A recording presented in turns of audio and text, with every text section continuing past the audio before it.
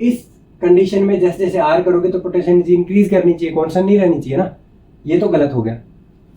इस वाले केस में उल्टा हो रहा है तो ये भी पॉसिबल नहीं है। इस वाले केस में ये भी पॉसिबल नहीं है, कंटिन्यूअस इंक्रीज नहीं है। इस वाले केस में कंटिन्यूअस इंक्रीज है, तो ये वाला केस हो गया। अब potential energy spring mass system में कभी नेगेटिव हो ही नहीं सकती है, तो ये वाला सिस्टम वैसे ही गलत हो गया। जो एग्जैक्ट बीटा डीके है, बीटा माइनस डीके, उसमें एक पार्टिकल और आ गया जिसको हम बोले एंटी न्यूट्रिनो। तो जिसकी हेल्प से आप बता सकते हो कि आपका जो इलेक्ट्रॉन का जो काइनेटिक एनर्जी है वो एक फिक्स्ड वैल्यू ना होके एक कंटिन्यूअस डिस्ट्रीब्यूशन फॉलो करता है।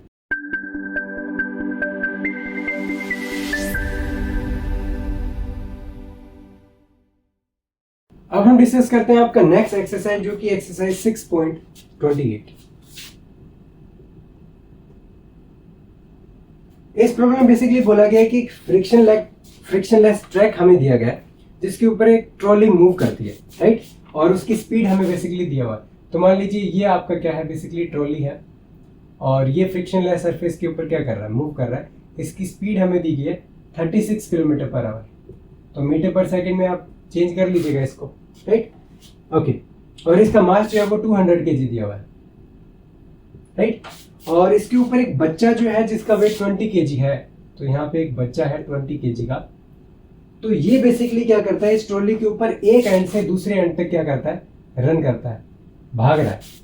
इतनी स्पीड से भाग रहा है। विद रिस्पेक्ट टू ट्रॉली की बात करें तो ये इसकी जो स्पीड दी गई है that is 4 metre per second, right. तो ये जो बेसिकली बच्चा मूव कर रहा है 4 मीटर पर सेकेंड से मूव कर रहा है। और ये जो डिस्टेंस है एंड टू एंड, ये आपकी कितनी दी हुई है, ये आपकी दी हुई है बेसिकली 20 मीटर, राइट। 20 मीटर है और 4 मीटर पर सेकंड से ये आपका मूव कर रहा है बच्चा with respect to trolley, speed दी गई है, राइट, ओके।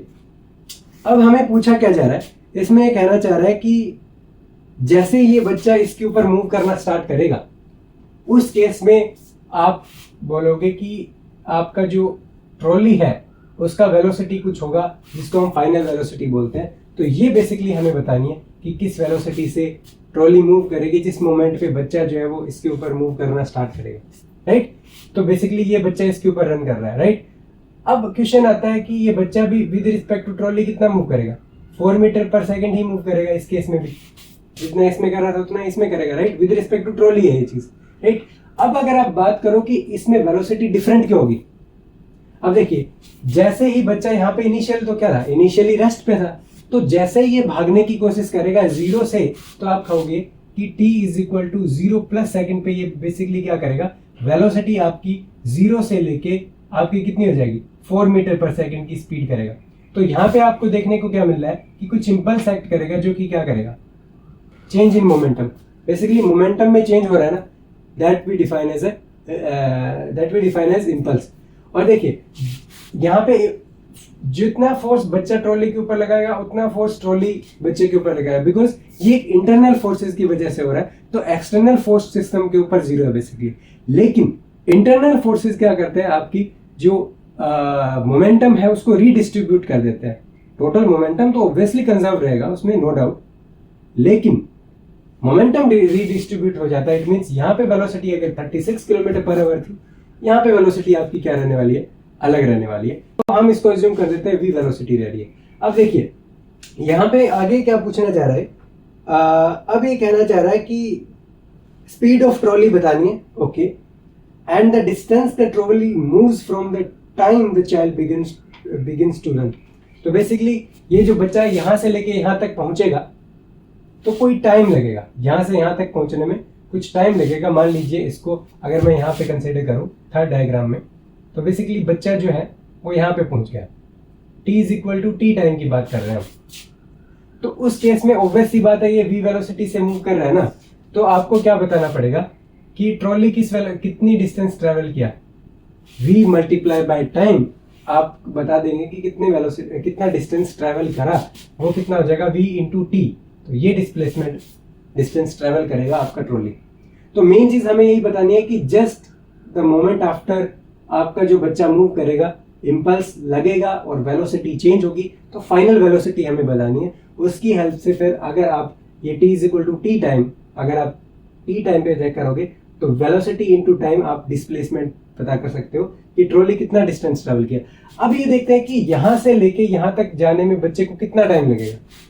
सिंपल सी बात है, यहां पे आपने क्या किया, 20 मीटर की डिस्टेंस ट्रेवल करनी है। किस स्पीड से करनी है? 4 मीटर पर सेकेंड की स्पीड से करनी है, राइट। तो बेसिकली आपको क्या डिस्टेंस दिया हुआ है, आपको टाइम निकालना है। तो टाइम किसके इक्वल हो जाएगा?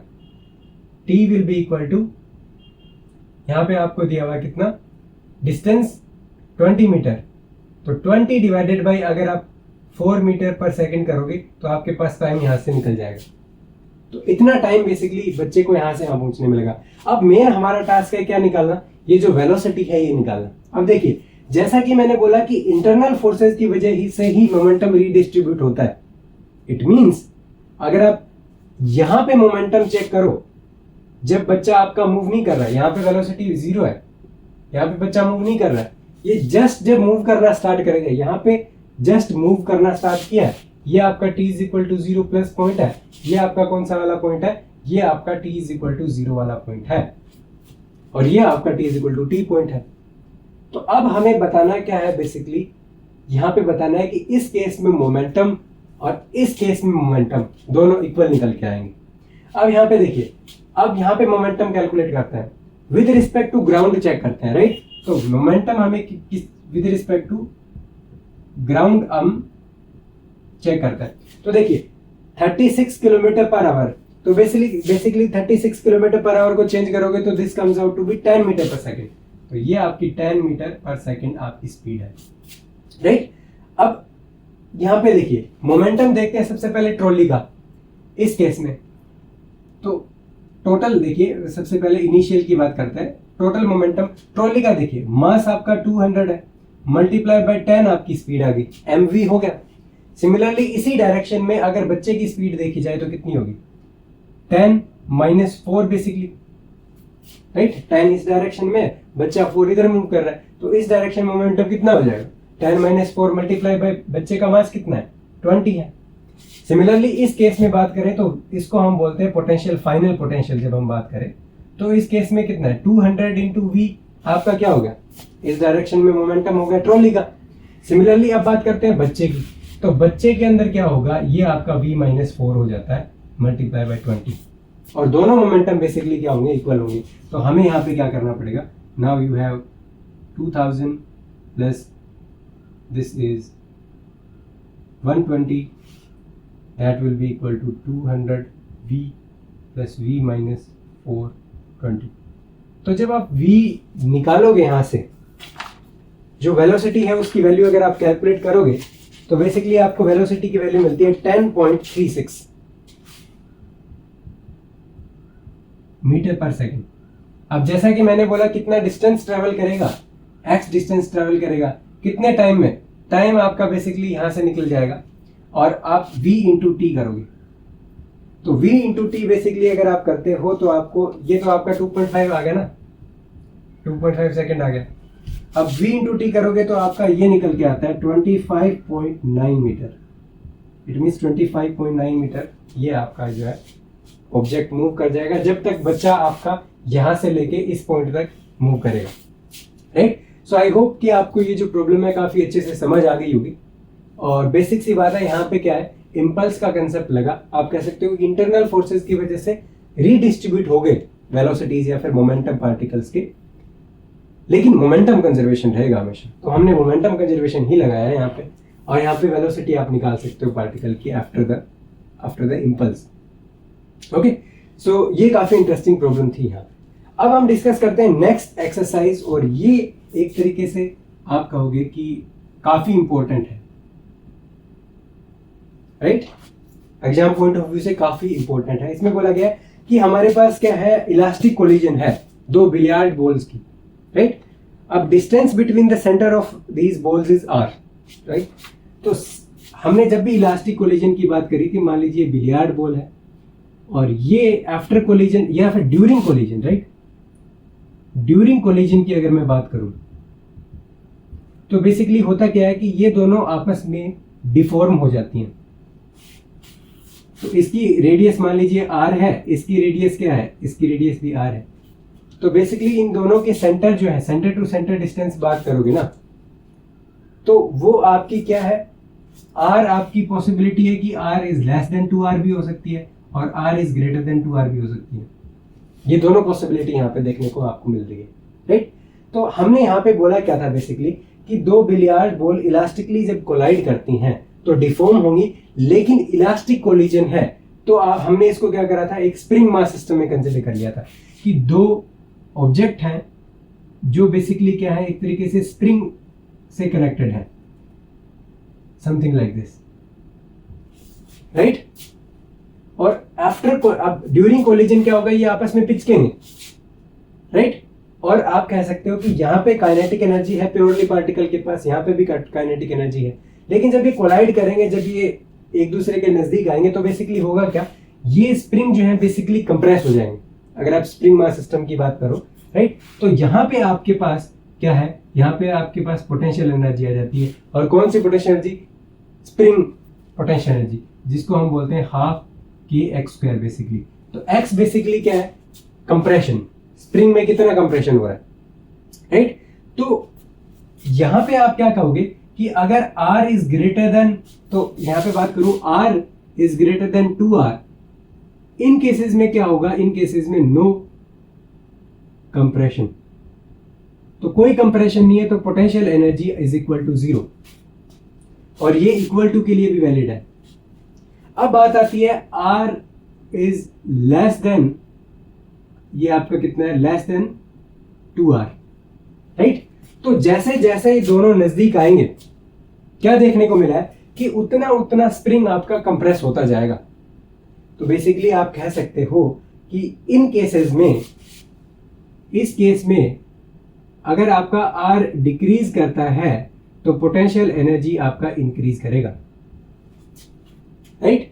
और r is approximately equal to 0 पे पोटेंशियल एनर्जी मैक्सिमम आपका रीच करेगा, राइट। तो ये आपको यहां से देखने को मिल रहा है। ये बेसिक सा हमने जब कोलिजन डिस्कस किया था वहां पे ऑलरेडी डिस्कस कर चुके थे कि इलास्टिक कोलिजन के केस में आपके जो ऑब्जेक्ट हैं वो स्प्रिंग मास सिस्टम की तरह बिहेव करते हैं, और जैसे ही कोलिजन आपकी कंप्लीट होती है तो ये जो ऑब्जेक्ट हैं ये बेसिकली क्या करते हैं, ये आपके रिस्टोर हो जाते हैं, कंप्लीटली रिस्टोर, अपनी शेप को रिस्टोर कर देते हैं। दैट्स व्हाई हमने बोला कि ये इलास्टिक पार्टिकल्स हैं, कंप्लीटली अपनी पोजीशन, अपनी शेप को रिस्टोर कर रहे हैं, राइट। तो यहां से आप क्या देख पा रहे हो कि ये जो पोटेंशियल एनर्जी जो कंप्रेशन के टाइम आई थी, now it converted back into the kinetic energy.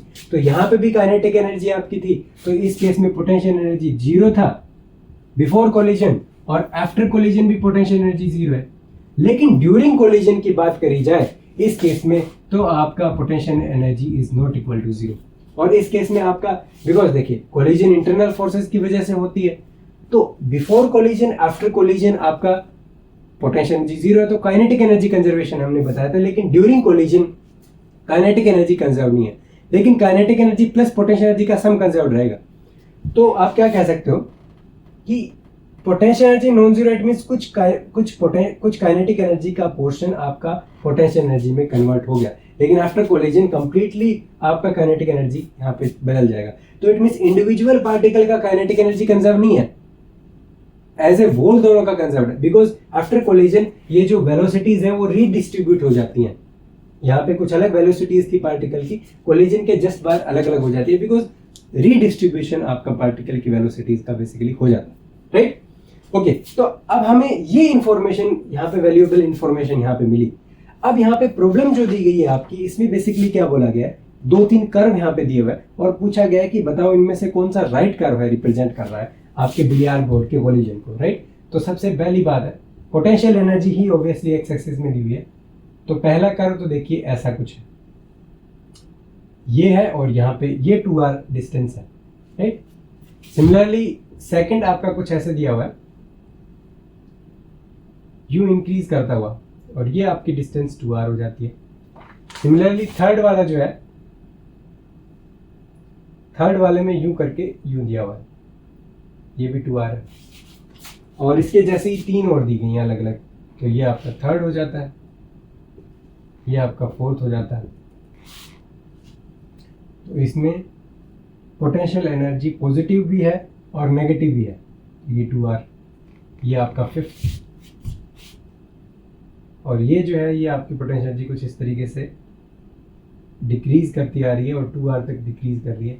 और 6th में बेसिकली क्या है, एक स्टेप पोटेंशियल टाइप में दिया हुआ है, यूँ करके यूँ, और ये आपका 2R है, राइट। और ये बेसिकली पोटेंशियल एनर्जी है वाई एक्सिस में। तो आप क्लियरली यहाँ पे क्या चेक कर पा रहे हो, इस कंडीशन में जैसे जैसे आर करोगे तो पोटेंशियल एनर्जी इंक्रीज करनी चाहिए, कांस्टेंट नहीं रहनी चाहिए ना, ये तो गलत हो गया। इस वाले केस में उल्टा हो रहा है, तो ये भी पॉसिबल नहीं है। इस वाले केस में ये भी पॉसिबल नहीं है, कंटिन्यूअस इंक्रीज नहीं है। इस वाले केस में कंटिन्यूअस इंक्रीज है, तो ये वाला केस हो गया। अब potential energy spring mass system में कभी नेगेटिव हो ही नहीं सकती है, तो ये वाला सिस्टम वैसे ही गलत हो गया, राइट। अब बात आती है इसके वाली, ये भी एक स्टेप है, कंटिन्यूअस इंक्रीमेंट नहीं है पोटेंशियल एनर्जी में विद डिक्रीजिंग आर, तो ये वाला भी ऑप्शन गलत है। तो बेसिकली ये वाला ऑप्शन आपका राइट आंसर है अकॉर्डिंग टू ये जो हमने कंसेप्ट ऑलरेडी जब हमने डिस्कस किया था वहां पे हमने चेक किया था in case of elastic collisions, right. तो काफी इंटरेस्टिंग ये आपका प्रॉब्लम यहाँ पे दिया हुआ है, राइट। तो अब हम डिस्कस करते हैं आपका नेक्स्ट एक्सरसाइज, जो कि एक्सरसाइज है 6.30, और बेसिकली ये आपका लास्ट एक्सरसाइज होने वाला है इस चैप्टर का, राइट। So this is 6.30। इसमें क्या बोला गया है, इसमें बोला गया है कि एक डिके रिएक्शन होती है न्यूक्लियर फिजिक्स में, जिसमें न्यूट्रॉन जो है वो आपका रेस्ट में होता है, वो कन्वर्ट करता है प्रोटॉन और एक इलेक्ट्रॉन रिलीज करता है, राइट। तो एक न्यूट्रॉन था, ये बेसिकली रेस्ट में है, ये आपका एक प्रोटॉन और एक इलेक्ट्रॉन रिलीज करता है, राइट। इस रिएक्शन को बोलते हैं हम beta decay reaction. Beta negative होती है वैसे, beta negative decay reaction, right.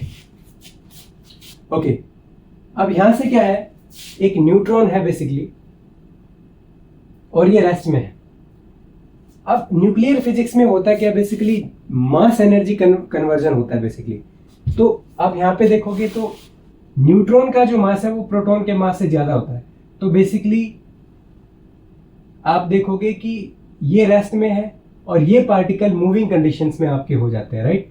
तो आफ्टर दिस कन्वर्जन ये पार्टिकल्स आपके मूव करते हैं v1 v2 वेलोसिटी से, लेट्स से, राइट। और बिफोर आप चेक कर पा रहे हो यहाँ पे एनर्जी 0 है, राइट। तो यहाँ पे बेसिकली होता क्या है कि ये जो एनर्जी है, ये जो एनर्जी मिली इन पार्टिकल्स को, ये डेल्टा m c स्क्वायर की वजह से मिलती है। और डेल्टा m क्या होता है, basically mass of neutron minus mass of proton, right. ये एनर्जी जो है, जो मास डिफेक्ट की जो एनर्जी है, ये एनर्जी बेसिकली इन पार्टिकल्स के अंदर काइनेटिक एनर्जी प्रोवाइड करती है। इन पार्टिकल्स को मोशन एक तरीके से आप कह सकते हो प्रोवाइड करती है, राइट। ओके, तो यहां से आप कह सकते हो कि डेल्टा एम सी स्क्वायर, ये जो डिफरेंस आया, ये बेसिकली इसमें यूज हो रहा है, ये आपका यूज हो रहा है यहाँ पे, कहाँ पे, kinetic energy of proton plus kinetic energy of electron, right. या आप इसको लिख सकते हो हाफ एम वी स्क्वायर की टर्म में भी लिख सकते हो। अब दूसरी क्या चीज है, मोमेंटम कंजर्वेशन। यहाँ पे ये पार्टिकल रेस्ट में है और यहाँ पे मोमेंटम कंजर्वेशन लगाओगे तो M P V P plus आपका एम ई और वी ई, राइट। तो ये वेक्टर फॉर्म में, तो आपको देखने को मिलेगा कि V P is negative of V, because अगर आप इस टर्म को इधर लेके जाओगे तो आपको देखने को मिलेगा कि वीपी और वी एग्जैक्टली 180 डिग्री के ऊपर क्या करते हैं, मूव करते हैं, राइट। ऐसा ऑब्जर्व किया गया था पहले, राइट। अब आगे क्या क्वेश्चन में क्या बोला गया, show that the two body decay of this type must necessary give an electron of fixed energy and therefore cannot account for the observed continuous energy distribution in the beta decay of a neutron or a nuclei. Okay, तो basically देखिए यहाँ पे आपने को क्या देखने को मिला कि इक्वेशन आपके पास दो है। कौन सी वाली है, पहली इक्वेशन ये हो जाती है और दूसरी इक्वेशन ये हो जाती है, राइट। या फिर इस इक्वेशन को मैं थोड़ा सा अलग लिख देता हूँ, इसको मैं लिख देता हूँ half M P V P square plus half M E V E square. अब अच्छा रहेगा थोड़ा देखने में। तो हमारे पास बेसिकली दो इक्वेशन है और 2 ही अननोन है, राइट। तो हमारे पास 2 इक्वेशन है और 2 अननोन है। तो आप क्या कहोगे, ये एक यूनिक सॉल्यूशन है। इट मीन्स हमें एक फिक्स्ड वैल्यू ऑफ क्या मिलनी चाहिए, वेलोसिटी मिलनी चाहिए इलेक्ट्रॉन की, और फिक्स्ड वेलोसिटी मिलनी चाहिए किसकी, प्रोटॉन की। लेकिन एक्सपेरिमेंटली क्या ऑब्जर्व किया गया, जब एक्सपेरिमेंट्स करे गए तो उसमें यह देखा गया कि अगर आप जो बीटा पार्टिकल है, ये जो बेसिकली इलेक्ट्रॉन होता है, इसको हम बोलते हैं बीटा पार्टिकल, राइट। इसकी काइनेटिक एनर्जी यहां पे चेक की गई, या फिर मैं काइनेटिक एनर्जी ऑफ इलेक्ट्रॉन लिख देता हूं, और यहां पे चेक किया गया कि कितने नंबर ऑफ, यहां पे नंबर है, कितने नंबर ऑफ पार्टिकल्स हैं, कितने नंबर ऑफ इलेक्ट्रॉन मिलते हैं किस पर्टिकुलर काइनेटिक एनर्जी पे। तो ऑब्वियस सी बात है, इस हिसाब से तो एक फिक्स्ड वैल्यू आनी चाहिए ना, काइनेटिक एनर्जी की वैल्यू एक फिक्स्ड आनी चाहिए, एक सिंगल लाइन आनी चाहिए, सारे पार्टिकल उसी के ऊपर आने चाहिए।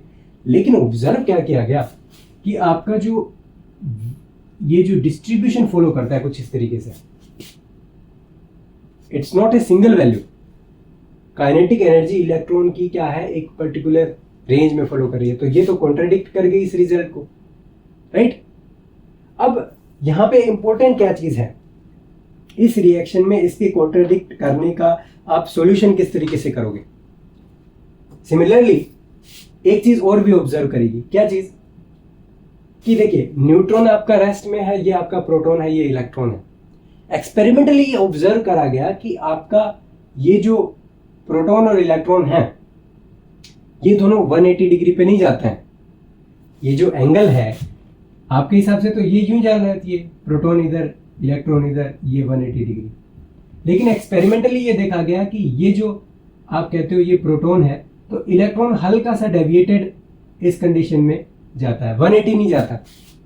लेकिन आपको पता है कि भाई लीनियर मोमेंटम तो कंजर्व करना पड़ेगा, because it's the example of elastic collision और व्हाटएवर।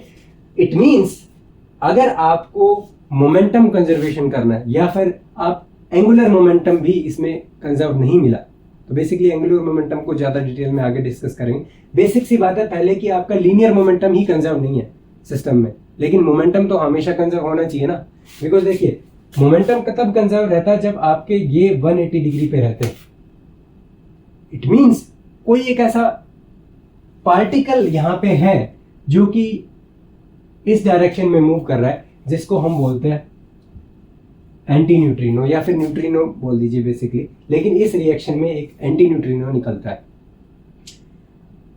अब जब इसको अज्यूम करके करा गया तो देखा गया कि आपका ये जो है, ये आपका मोमेंटम जो है वो आपका क्या हो रहा है, इस केस में कंजर्व रह रहा है। भले ही वो बात की जाए लीनियर मोमेंटम की, या फिर वो बात की जाए आपके एंगुलर मोमेंटम की, बिकॉज एंगुलर मोमेंटम भी तो कंजर्व होना चाहिए ना। ओके, तो ये तो बात आ गई किसकी, जब हम मोमेंटम की बात करते हैं। अब देखिए यहां पे आपका न्यूट्रल है चार्ज, यहां पे भी आपका क्या है, प्लस ई चार्ज है, इस पे माइनस ई चार्ज है, तो ये न्यूट्रल है, तो ये भी टोटल न्यूट्रल है। इट मींस चार्ज भी आपको कंजर्व करना पड़ेगा हमेशा। तो इट मींस ये जो पार्टिकल आया, ये पार्टिकल का चार्ज बेसिकली क्या होता है, 0 आया, राइट। सिमिलरली अगर मास को देखा जाए देन ऑल्सो ये चेक किया गया कि ये जो पार्टिकल है ये मासलेस पार्टिकल है।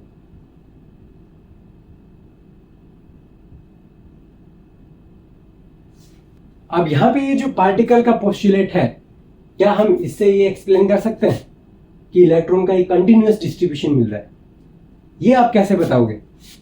अब यहां पे आपके 2 वेलोसिटीज थी, अब यहां पे तीसरी वेलोसिटी कौन सी आ गई, ये भी आ गई, v एंटी न्यूट्रिनो।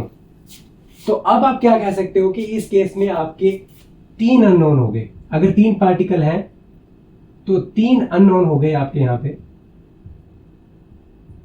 और 2 इक्वेशन है, conservation of energy, conservation of linear momentum, right. ये 2 इक्वेशन हो गई। इट मींस आपका जो सॉल्यूशन है वो यूनिक सॉल्यूशन नहीं मिलेगा बेसिकली। और आप यहां पे कह सकते हो कि kinetic energy of proton plus kinetic energy of electron plus kinetic energy of anti neutrino, यही तो हमने बताया। ये आपका डेल्टा एम सी स्क्वायर के इक्वल था ना, राइट। अब बेसिकली काइनेटिक एनर्जी प्रोटॉन का इतना ज्यादा चेंज नहीं होता, ये ऑलमोस्ट फिक्स रहता है। अब बात आ गई इन दोनों की, राइट। तो देखिए, अगर काइनेटिक एनर्जी इलेक्ट्रॉन को ज्यादा मिल गई तो काइनेटिक एनर्जी न्यूट्रिनो की कम हो जाएगी। अगर न्यूट्रिनो के मैक्सिमम मिल गई तो इलेक्ट्रॉन को कम मिलेगी। इट मींस इलेक्ट्रॉन की एनर्जी 0 से लेके एक पर्टिकुलर मैक्सिमम वैल्यू तक हो सकती है, राइट। और ये 0 वैल्यू है, तो ये मैक्सिमम वैल्यू बेसिकली कितनी होती है इलेक्ट्रॉन की, ये यहां से आप देखोगे तो मैक्सिमम काइनेटिक एनर्जी इलेक्ट्रॉन की कब होगी, जब न्यूट्रिनो की काइनेटिक एनर्जी 0 होगी। और यहां से आपको देखने को मिल रहा है कि ये जो एनर्जी है that will nothing but that is delta M C square minus आपकी क्या है, that is minus kinetic energy of proton, right. ये मैक्सिमम यहां पे होती है बेसिकली। अब यहां पे बात आती है कि ये जो रिएक्शन है, ये जो रिएक्शन यहां पे हुई, ये रिएक्शन ओरिजिनली है कैसी। तो यहां पे जो पार्टिकल आया, जैसा कि मैंने बीटा डी के रिएक्शन बोली, तो जो एग्जैक्ट बीटा डीके है, बीटा माइनस डीके, उसमें एक पार्टिकल और आ गया जिसको हम बोले एंटी न्यूट्रिनो। तो जिसकी हेल्प से आप बता सकते हो कि आपका जो इलेक्ट्रॉन का जो काइनेटिक एनर्जी है वो एक फिक्स्ड वैल्यू ना होके एक कंटिन्यूअस डिस्ट्रीब्यूशन फॉलो करता है। दिस इज बिकॉज 3 पार्टिकल आ गए, 3 अननोन आ गए और 2 इक्वेशन है आपके पास सॉल्व करने के लिए। इट मीन्स एक यूनिक सॉल्यूशन आपको नहीं मिलेगा वहां पे। It means kinetic energy of 3 particle is equal to delta M C square, but this is almost fixed. तो आपकी जो बाकी बची हुई काइनेटिक एनर्जी है वो इन 2 पार्टिकल्स के अंदर डिस्ट्रीब्यूट होती है। और ये जो दोनों पार्टिकल हैं ये आपके अलग अलग एंगल के ऊपर यहाँ पे जा सकते हैं, राइट। मान लीजिए इलेक्ट्रॉन यहाँ चला गया तो न्यूट्रिनो यहाँ चला जाएगा। तो basically angular momentum, linear momentum, वो सब कंजर्व यहाँ पे रहेंगे। उसको देखते हुए अलग अलग एंगल पे आप इनको ऑब्जर्व कर सकते हैं, राइट। तो आपने देखा कि कितना इंटरेस्टिंग है जब आप यहाँ पे with the help of conservation of mechanical energy and conservation of linear momentum आप बीटा डी के रिएक्शन जो है उसके अंदर ये बता सकते हो कि आपका जो एक नया पार्टिकल है एंटी न्यूट्रिनो वो एक्सिस्ट करता है, जिसकी वजह से जो इलेक्ट्रॉन है उसके अंदर एक डिस्क्रीट काइनेटिक एनर्जी ना होके एक पर्टिकुलर डिस्ट्रीब्यूशन वो एक आपका फॉलो करता है, राइट। सो आई होप कि काफ़ी आपको अच्छे से यहाँ पे ये जो प्रॉब्लम है, यहाँ पे मेनली जो 3 प्रॉब्लम हमने डिस्कस करी वो काफ़ी अच्छे से आपको यहाँ पे समझ आ गई होंगी। पहली केस में इम्पल्स के वजह से आपके सिस्टम में मोमेंटम रीडिस्ट्रीब्यूशन था जिसकी हेल्प से आपको वेलोसिटी वगैरह कैलकुलेट करनी थी। सेकंड केस था इलास्टिक कोलिजन के केस में पोटेंशियल एनर्जी का कर्व आपको चेक करना था कि कौन सा वाला राइट कर्व है। सिमिलरली यहाँ पे जो न्यूट्रिनो हाइपोथेसिस है in case of beta D के न्यूक्लियर रिएक्शंस, जिनको आप एडवांस लेवल में काफ़ी ज़्यादा डिटेल में डिस्कस करोगे, उसके केस में जो इलेक्ट्रॉन का एक कंटिन्यूस डिस्ट्रीब्यूशन है उसको हमने देखा कि किस तरीके से ये पॉसिबल है only if we have a third particle which is the neutrino, right. So I hope कि आपको काफ़ी अच्छा लगा होगा इस वीडियो में, and thank you for watching and we will meet in the next video.